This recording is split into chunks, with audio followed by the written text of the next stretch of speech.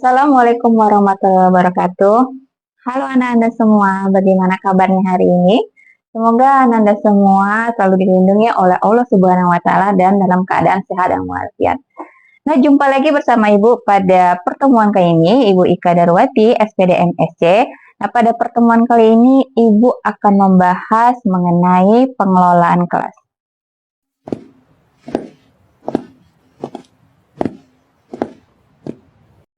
Nah, pada materi kali ini tentu ada capaian pembelajaran yang ingin dicapai.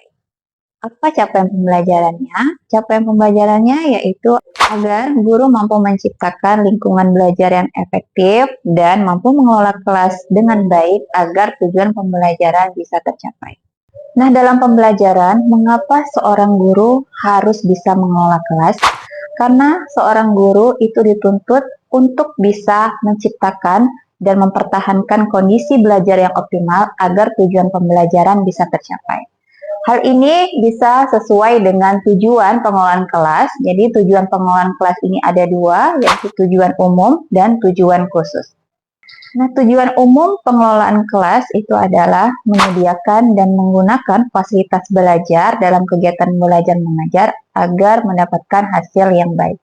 Dan tujuan khusus dari pengelolaan kelas ini yaitu mengembangkan kemampuan peserta didik dalam menggunakan alat-alat belajar dan membantu peserta didik untuk mendapatkan hasil yang diharapkan. Selanjutnya, prinsip-prinsip pengelolaan kelas. Di sini prinsip-prinsip pengelolaan kelas ada 6. Yang pertama, hangat dan antusias. Kenapa dalam proses belajar mengajar itu diperlukan guru yang hangat dan antusias? Karena seorang guru yang hangat dan antusias serta akrab kepada peserta didiknya akan membantu memperlancar proses kegiatan belajar mengajar, dan dalam hal ini guru akan berhasil dalam mengimplementasikan pengelolaan kelas. Nah, prinsip kedua yaitu tantangan. Nah, dalam penggunaan kata-kata, cara kerja, tindakan, atau bahan-bahan yang sifatnya menantang, itu akan memunculkan gairah peserta didik untuk belajar. Nah, hal ini tentu akan mengurangi kemungkinan munculnya tingkah laku yang menyimpang. Nah, prinsip yang ketiga yaitu bervariasi.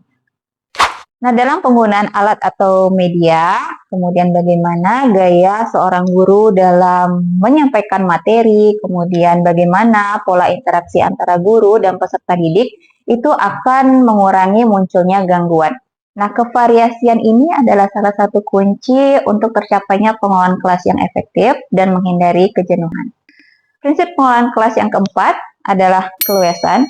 Nah, keluasan tingkah laku seorang guru dalam mengubah strategi dapat mencegah kemungkinan munculnya gangguan peserta didik, serta dapat menciptakan iklim belajar mengajar yang efektif. Prinsip pengelolaan kelas yang kelima, penekanan pada hal-hal positif. Pada dasarnya, dalam belajar mengajar, seorang guru harus menekankan hal-hal positif kepada anak didiknya dan menghindari pemusatan perhatian peserta didik ke hal-hal yang negatif. Prinsip pengelolaan kelas yang terakhir adalah penanaman disiplin diri. Nah, ini merupakan tujuan akhir dari pengelolaan kelas agar anak didik bisa mengembangkan disiplin untuk dirinya sendiri. Dan dalam kegiatan belajar mengajar, guru hendaknya menjadi teladan dalam mengendalikan diri dan dalam pelaksanaan tanggung jawabnya. Jadi, guru harus disiplin dalam segala hal jika ingin anak ikut disiplin dalam segala hal juga. Selanjutnya, ruang lingkup pengelolaan kelas. Dalam ruang lingkup pengelolaan kelas, dalam hal ini, lingkungan fisik, tempat pembelajaran berlangsung sangat mempengaruhi terhadap hasil pembelajaran. Nah, di sini lingkungan fisik yang dimaksud adalah seperti ventilasi cahaya, kemudian pengaturan tempat duduk, kemudian juga penyimpanan barang-barang, dan ruang tempat berlangsungnya proses belajar mengajar. Faktor-faktor yang mempengaruhi pengelolaan kelas dilihat dari kondisi fisik. Di sini maksudnya lingkungan fisik tempat belajar itu sangat mempengaruhi terhadap hasil pembelajaran. Dan dilihat dari kondisi sosio-emosional, itu bagaimana tipe kepemimpinan, bagaimana sikap guru, suara guru, dan pembinaan hubungan yang baik. Nah, manajemen kelas itu apa sih? Manajemen kelas adalah suatu usaha sadar untuk mengatur kondisi belajar mengajar secara sistematis dalam hal penyiapan sarana dan alat peraga, Pengaturan letak tata ruang, mewujudkan situasi atau kondisi belajar mengajar agar berjalan dengan baik dan efektif serta tujuan pembelajaran dapat tercapai.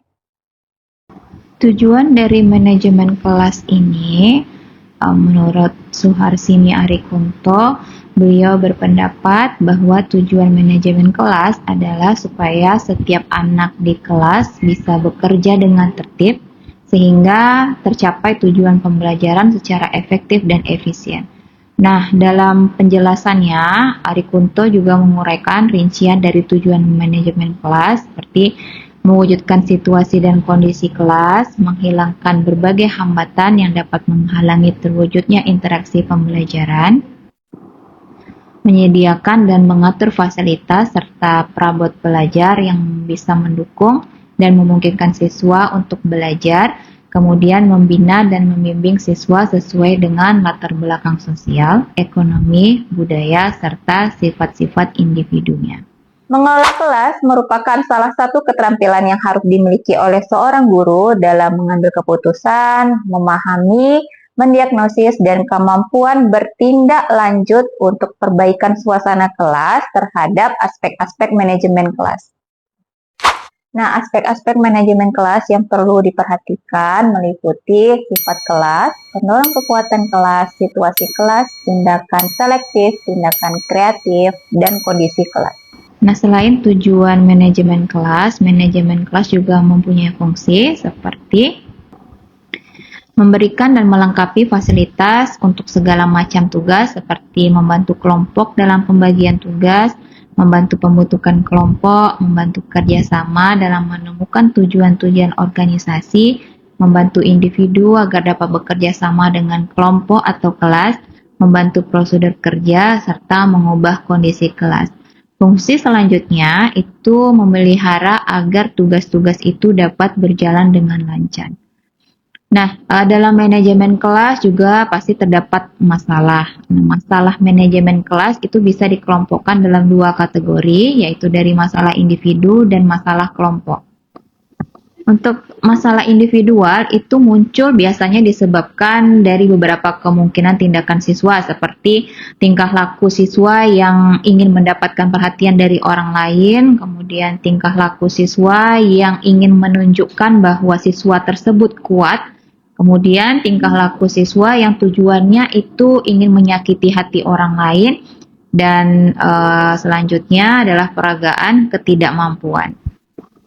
Nah, sedangkan masalah-masalah kelompok yang biasanya muncul dalam kelas itu biasanya disebabkan oleh seperti kelas kurang yang kohesif, kemudian penyimpangan dari norma-norma tingkah laku, kemudian kelas mereaksi negatif terhadap salah seorang anggotanya, kemudian membombang anggota kelas yang justru hal itu melanggar norma kelompok, kemudian kelompok cenderung mudah dialihkan perhatiannya dari yang tengah digarap, semangat kerjanya rendah, kelas kurang mampu menyesuaikan diri dengan keadaan baru seperti adanya gangguan jadwal guru terpaksa diganti sementara oleh guru yang lain.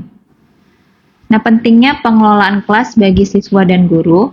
Bagi siswa, pengelolaan kelas itu penting agar bisa mendorong, mengembangkan tanggung jawab individu terhadap tingkah laku dan bisa mengendalikan diri. Kemudian, siswa juga memberikan tingkah laku sesuai dengan tata tertib dan menyadari bahwa teguran guru itu adalah bentuk kasih sayang, bukan suatu kemarahan. Kemudian, selanjutnya, siswa itu mampu menimbulkan rasa berkewajiban, kemudian melibatkan diri dalam tugas, serta bertingkah laku yang wajar sesuai dengan aktivitas kelas yang beragam. Nah, untuk guru itu sendiri, pengelolaan kelas itu sangat penting karena guru bisa mengembangkan pengertian dan keterampilan dalam kegiatan belajar di dalam kelas, serta langkah-langkah pengajaran yang digunakan secara tepat dan baik. Kemudian juga guru mampu memberikan respon secara efektif terhadap tingkah laku siswa yang menimbulkan gangguan kecil serta memahami strategi yang digunakan dengan masalah tingkah laku siswa yang berbeda. Kemudian selanjutnya guru juga mampu menyadari akan kebutuhan siswa dan mengembangkan kompetensinya. Nah, itulah tadi penjelasan mengenai pengelolaan kelas. Terima kasih sudah tidak tidur Ananda semua pada saat menonton video pembelajaran ini. Dan semoga setelah ini tidak mengantuk ya. Buah nanas, buah ceri, ditambah gula, enak sekali. Sampai di sini pertemuan hari ini dan sampai jumpa lagi. Wassalamualaikum warahmatullahi wabarakatuh.